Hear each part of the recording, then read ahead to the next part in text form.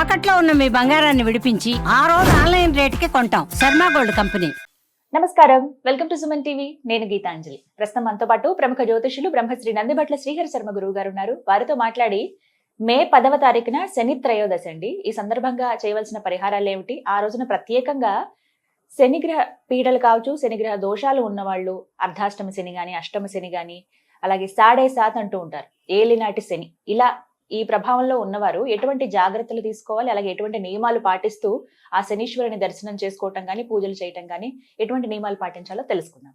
గురుగారు నమస్కారం అండి. వాగర్థావివ సంపృక్తౌ వాగర్థ ప్రతిపత్తయే జగతః పితరౌ వందే పార్వతీ పరమేశ్వరౌ ఆదిత్యాయ చ సోమాయ మంగళాయ బుధాయ చ గురు శుక్ర శనిభ్యశ్చ రాహవే కేతవే నమః. శృంగేరి జగద్గురు పీఠాధిపతులకి, కంచి పీఠాధిపతులకి నమస్కారములు తెలియజేసుకుంటూ కార్యక్రమాన్ని ప్రారంభిద్దాం. గురుగారు, శని త్రయోదశి మే 10వ తారీఖు అండి.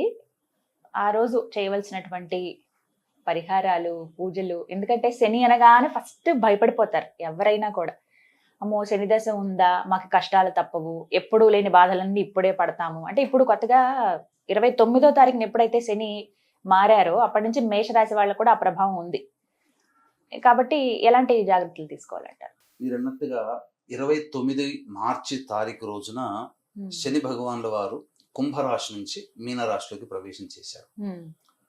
అయితే ఏ ఏ రాశుల వారికి శని ప్రభావం ఎక్కువగా ఉంటుంది, అలాగే శని ప్రభావంలో ఏం జరుగుతుంది అనేటువంటి విషయాల గురించి తెలుసుకునే ముందు అసలు శని తత్వాన్ని గురించి తెలుసుకుందాం. అంటే చాలా మంది వీక్షించేటువంటి మన ప్రేక్షకుల్లో కూడా భయపడుతూ ఉంటుంటారు. శని అనగానే ఏదో ఇబ్బందులు, కష్టాలు వస్తుంటుంటాయి అని చెప్పేసి అని.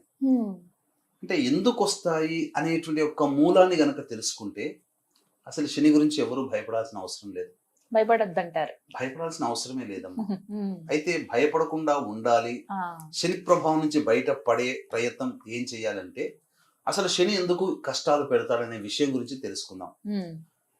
మనము సాధారణంగా మన దైనందిన జీవితంలో ఒకప్పుడు మీకు చెప్తారమ్మా, మన తాత ముత్తాతల్లో ఎవరైనా శని ప్రభావం గురించి ఇబ్బంది పడ్డారని విన్నారు ఎప్పుడైనా? అసలు ఎప్పుడు వినలేదు గురుగారు. ఈ మధ్య ఎందుకు వినాల్సి వస్తుంది? ఎక్కువగా ఎందుకు అనంటే తాత ముత్తాతల కాలం, తండ్రుల కాలం వరకు కూడా, తల్లుల కాలం వరకు కూడా తీసుకుంటే అందరూ ఒక నియమబద్ధమైన జీవితాన్ని, ధర్మానికి లోబడి జీవితాన్ని గడిపారు, ధర్మాన్ని పాటించారు, ధర్మాన్ని రక్షించారు.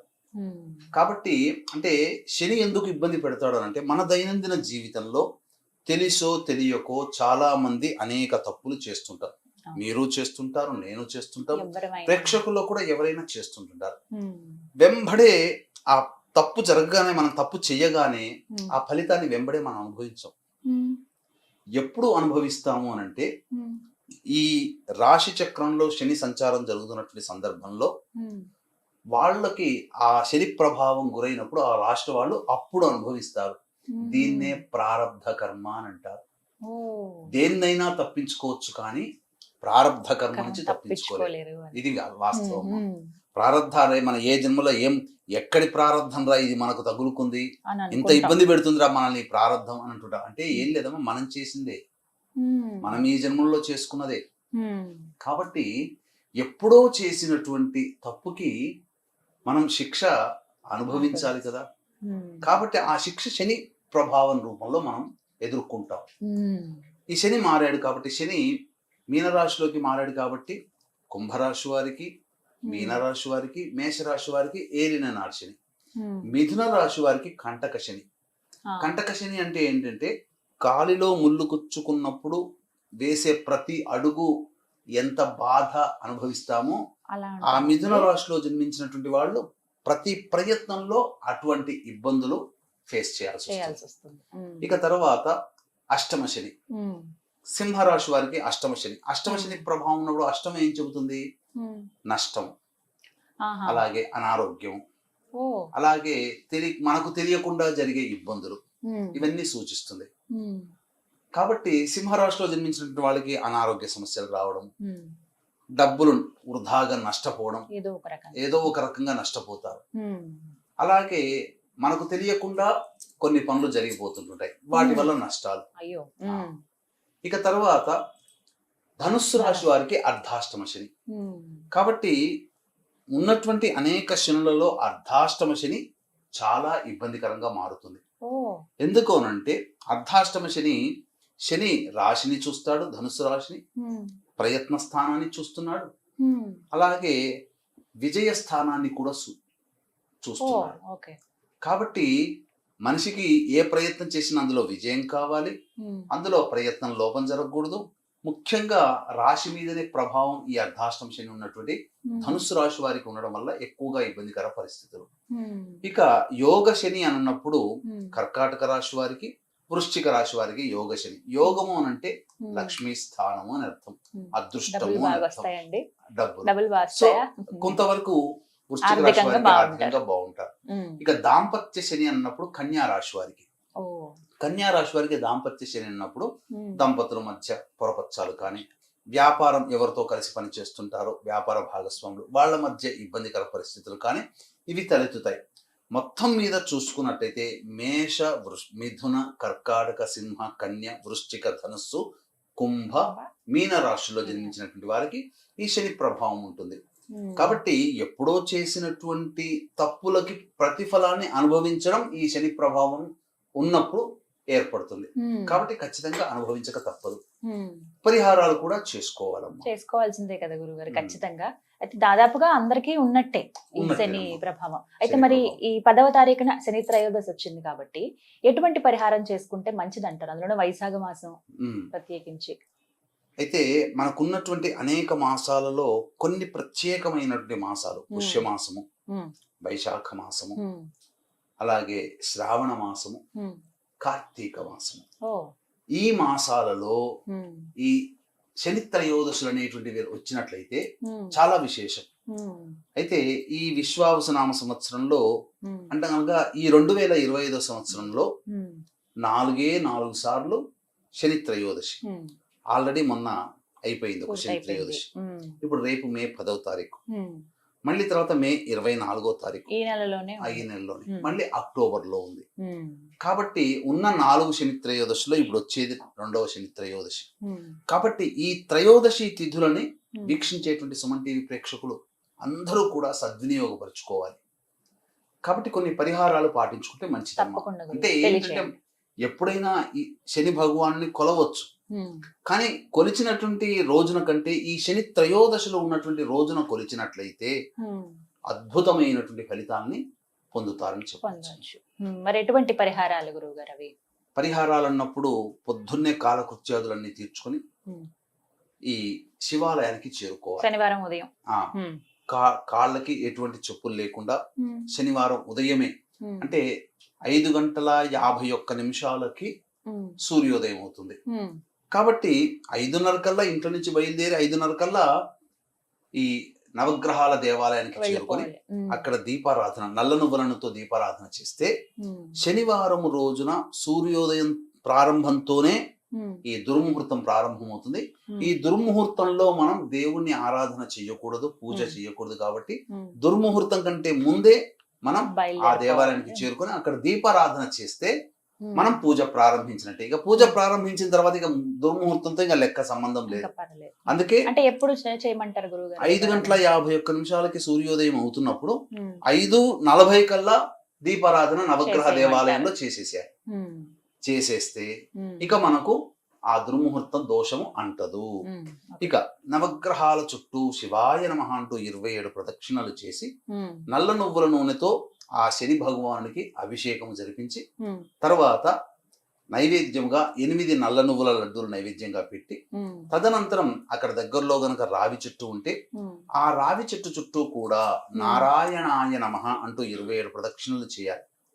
చేసిన తర్వాత ఆ రావి చెట్టు దగ్గర పడమర వైపు ఫేస్ పెట్టి అక్కడ దగ్గరలో రావి చెట్టు మొదట్లో నల్ల నువ్వులు ఒక రాశిగా పూసి దాని మీద 3 తమలపాకులు పెట్టి ఆ తమలపాకుల మీద ఈ మళ్ళీ నల్ల ఒత్తులతో కానీ తెల్ల ఒత్తులతో కానీ నల్ల నువ్వుల నూనెతో తడిపి ఆ విధంగా ప్రమిదలో వేసి నల్ల నువ్వులతో దీపారాధన చేసి చక్కగా శని పంజర స్తోత్రము కానీ, శని కవచము కానీ, శని స్తోత్రము కానీ, శని పంజర స్తోత్రము కానీ, లేదా శని యొక్క అంతరిక్ష దేవత కాళీదేవి కాబట్టి కాళీ కవచాన్ని కానీ, కాళీ కవచం. లేకపోతే కాలభైరవాష్టక పారాయణం కానీ, అప్పుడు వీలైనన్ని సార్లు అంటే 8 సార్లు 11 సార్లు ఇలా 18 సార్లు, శని జప సంఖ్య 19 కాబట్టి 19 సార్లు గనక పారాయణం చేసి శివాలయంలో అర్చన జరిపించుకొని వస్తే చాలా విశేషం అమ్మా. అంటే ఇప్పుడు మీరు చెప్పిన వాటిలో ఏదైనా ఒకటి పైగా ఈ యొక్క అర్చన చేసేటప్పుడు సంబంధించినటువంటి శంఖు పుష్పి పూలు నీలం కలర్లో ఉంటాయి, లేదు నీలం కలర్లో ఉండేటువంటి చామంతి పుష్పాలు దొరుకుతాయి, వాటితోనైనా కానీ ఈశ్వరునికి అర్చన చేయడం, లేదంటే మారేడు దళాలతో అర్చన చేసినట్లయితే, లేదా జమ్మి ఆకులు దొరుకుతాయి, ఆ జమ్మి ఆకు పత్రాలతోనైనా కానీ అర్చన చేస్తే తప్పకుండా ఆ శని భగవాన్ యొక్క అనుగ్రహాన్ని పొందుతాం. ఇప్పుడు మీకు ప్రజెంట్ ట్రెండింగ్ ఒక వస్తువు సేల్ అవుతుంది, ఏంటనంటే ఈ సంబంధించినటువంటి కరుంగలి మాల.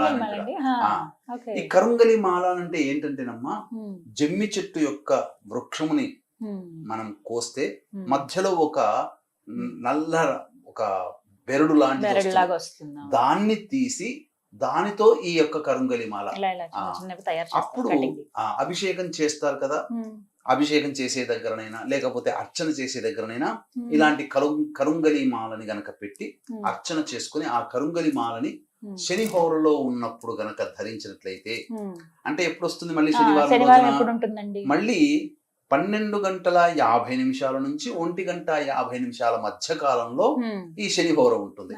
ఆ శని హోరలో ఈ కరుంగలి మాలని గనక వేసుకుంటే మంచిది. అంటే ఉదయం పూజ చేయించేసుకుని వేసుకోవడం మాత్రం మధ్యాహ్నం. లేదంటే ఎటువంటి వాళ్ళకి దొరకలేదు అంటే మనం ఆ రోజున ఈ శని త్రయోదశి సందర్భంగా ఈ కార్యక్రమాలు అనేటువంటివి నిర్వహిస్తున్నాం. ఏంటి, ఈ మీన, మేష, మిథున, కర్కాటక, సింహ, కన్య, వృశ్చిక, ధనుస్సు, కుంభరాశులలో జన్మించినటువంటి వారికి ఈ శని దోష పరిహారార్థమై శనీశ్వర హోమము, అఘోర పాశ్వత మంత్ర హోమము, తర్వాత ఈ కాలభైరవ హోమములతో పాటుగా కాళీ హోమము కూడా జరిపిస్తాము. అలాగే వివాహం కావాల్సిన అబ్బాయిలకి అమ్మాయిలకి అనారోగ్య సమస్యల నివారణకు సంబంధించినటువంటి హోమాది కార్యక్రమాలు 10వ తారీఖు రోజున జరిపించి శక్తిపాతము చేసినటువంటి ఈ కరుంగలి మాల, ఈ కరుంగలితో పాటుగా సెంగాలి అని కూడా ఉంటుంది, ఆ యొక్క బీడు కూడా దీంట్లో కలుపుతాం. సెంగాలి సగం కరుంగలి సగం కలిపి ఈ యొక్క కరుంగలి మాలని ప్రేక్షకులకి అందజేయడం జరుగుతుంది. శక్తిపాతం చేసి హోమాది కార్యక్రమాలు జరిపించి ఇవ్వడం జరుగుతుందమ్మా. ఎందుకనంటే ఈ కరుంగలి మాలను ధరించడం వల్ల ఏమవుతుందంటే ముఖ్యంగా వాహన ప్రమాదాలు చోటు చేసుకుంటాయి. ఇంత చెప్తున్న నేను కూడా ఒకసారి వాహన ప్రమాదం ఎదుర్కొన్నాను ఈ మధ్య, వాస్తవం. కాబట్టి ధరించలేకపోయాను నేను అప్పుడు, ఇంకప్పటికీ నేను పూజ చేసుకోలేదు, ధరించలేకపోయాను. కానీ మనం చూసినట్లయితే ఈ కరుంగలి మాలని ధరించడం వల్ల వాహన ప్రమాదాలు ముఖ్యంగా ఉండవు, అలాగే నరదృష్టి నరఘోష ఉండదు, పాజిటివ్ ఎనర్జీ మనకు ఉంటుంది బాడీలో. నెగటివ్ ఎనర్జీ అంటే నరుని దృష్టి సోకితే నల్లరాయిన పగులుతుంది అంటారు కదా, అటువంటిది ఎదుటివాడి యొక్క ఆ ఆశగా చూసేటువంటిది, అసూయతో చూసేటువంటి, తద్వారా వచ్చే నెగటివ్ ఎనర్జీ బాడీ నుంచి వచ్చేది మనం ఈ యొక్క మాల కాపాడుతుంది.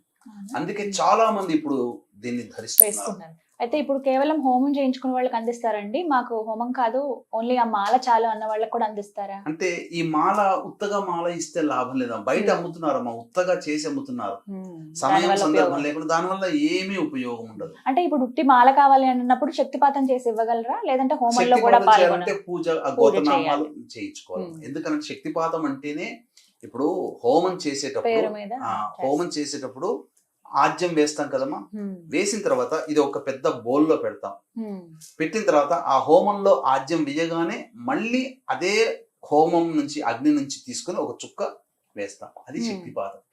శక్తిపాతం అంటే ఏదో ఇలా చేయడం అని కాదు. అదేలేండి, అర్థమైంది. అంటే వీటినైతే అందిస్తారన్నమాట హోమంలో పాల్గొన. చక్కగా కరుంగలి మాలని అందించడం.